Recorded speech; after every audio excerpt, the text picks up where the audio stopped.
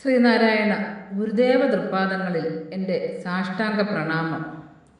ശ്രീ മങ്ങാട് ബാലേന്ദ്രൻ സാറിൻ്റെ ഗുരുദേവ കഥാസാഗരം ഭാഗം 74 അകത്തുനിന്ന് തന്നെ വായിക്കാമല്ലോ.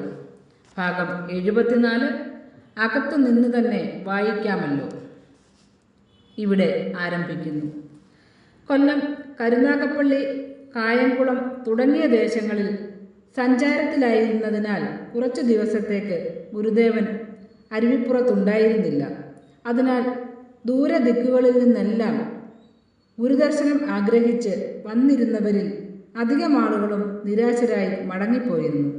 എന്നാൽ അവരിൽ ചില ആളുകൾ എത്ര ദിവസം കഴിഞ്ഞിട്ടായാലും ഗുരുദേവനെ ദർശിച്ചിട്ടേ മടങ്ങും എന്നുറപ്പിച്ച് മഠത്തിൽ തന്നെ ഭജനയും പ്രാർത്ഥനയുമായി തങ്ങുകയും ചെയ്തിരുന്നു.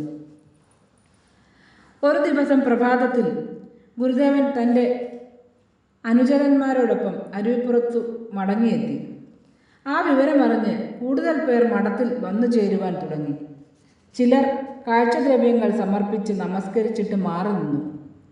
കൂട്ടത്തിലൊരാൾ നന്നായി പഴുത്ത ഒരു വലിയ വാഴക്കുലയാണ് ഗുരുവിൻ്റെ കാൽക്കൽ കാഴ്ചവെച്ചത്.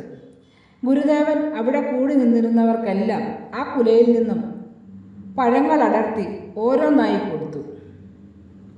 കുറച്ച് പഴം കുലയിൽ ബാക്കിയായപ്പോൾ ഗുരുദേവൻ ചുറ്റാകെ ഒന്ന് പരതി നോക്കി. എന്നിട്ട് ഇനി പഴം കിട്ടാത്തവരുണ്ടെങ്കിൽ അടുത്തേക്ക് വരണമെന്ന് കൽപ്പിച്ചു. അതെല്ലാം കണ്ടും കേട്ടും ക്ഷേത്രത്തിന് വെളിയിൽ ഒരു കൂട്ടർ നിൽപ്പുണ്ടായിരുന്നു. അവരെ ഉദ്ദേശിച്ചാണ് ഗുരുദേവൻ അങ്ങനെ പറഞ്ഞതെന്ന് ധരിച്ച് ഒരാൾ ആ കുലയും എടുത്ത് അവർ നിന്നിരുന്നിടത്തേക്ക് പോകുവാൻ ഭാവിച്ചു. അപ്പോൾ ഗുരുദേവൻ പറഞ്ഞു, അവർക്ക് അങ്ങോട്ട് കൊണ്ടുപോയി കൊടുക്കേണ്ടതില്ല, അവർ ഇങ്ങോട്ട് വന്ന് വാങ്ങിക്കൊള്ളട്ടെ. കുലയുമെടുത്ത് അവരുടെ അടുത്തേക്ക് പോകുവാൻ ഭാവിച്ചയാൾ തന്നെ അവരെ കൈകാട്ടി അടുത്തേക്ക് വിളിച്ചു. എന്നിട്ട് വരാൻ കൂട്ടാക്കാതെ മടിച്ച് അവിടെ തന്നെ നിന്ന അവരെ കണ്ടിട്ട് ഗുരുദേവൻ ചോദിച്ചു, എന്താണ് എല്ലാവരും പറഞ്ഞ് പുറത്തു തന്നെ നിൽക്കുന്നത്?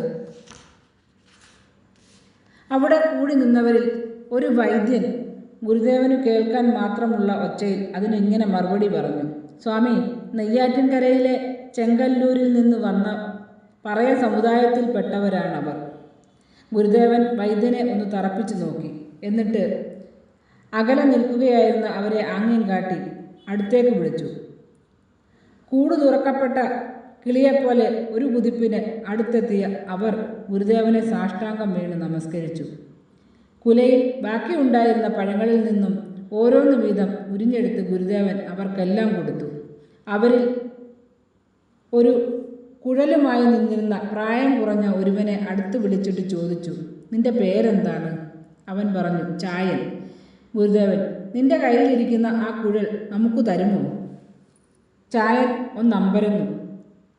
നാഗസ്വരം വായിക്കുവാൻ പഠിച്ചിരുന്ന അവൻ തൻ്റെ കയ്യിൽ കരുതിയിരുന്ന നാഗസ്വരക്കുഴൽ ഗുരുദേവൻ്റെ തൃക്കരങ്ങളിൽ നിന്നും വാങ്ങണമെന്നുള്ള ഒരു വ്രതം നോറ്റുകൊണ്ടാണ് അന്ന് മറ്റുള്ളവർക്കൊപ്പം അരുവിപ്പുറത്ത് എത്തിയിരുന്നത്.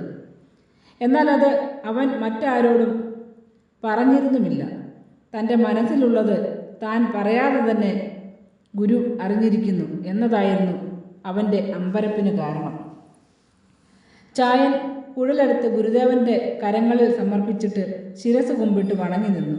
ഗുരുദേവൻ ആ കുഴൽ തിരിച്ചും മറിച്ചുമൊക്കെ നോക്കിയിട്ട് കൊള്ളാമല്ലോ എന്ന് പറഞ്ഞുകൊണ്ട് അത് തിരികെ ചായന് നൽകി. ഗുരുദേവൻ്റെ തൃക്കരങ്ങളിൽ നിന്നും കുഴൽ വാങ്ങിയപ്പോൾ ചായൻ്റെ കണ്ണുകൾ സന്തോഷം കൊണ്ട് നിറഞ്ഞൊഴുകി.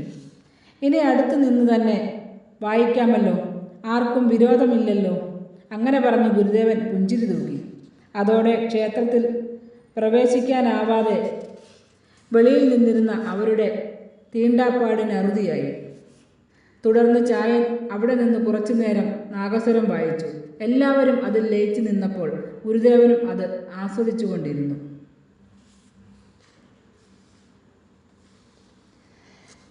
കരുണക്കടലാം ഗുരുവേ, തിരുകൃപ ചൊരിയണമേ ഈ ഭവനത്തിൽ, ദുരിതഭവാബ്ദിയിൽ നിന്നും ഞങ്ങളെ രക്ഷിക്കണമേ ഭഗവാനേ.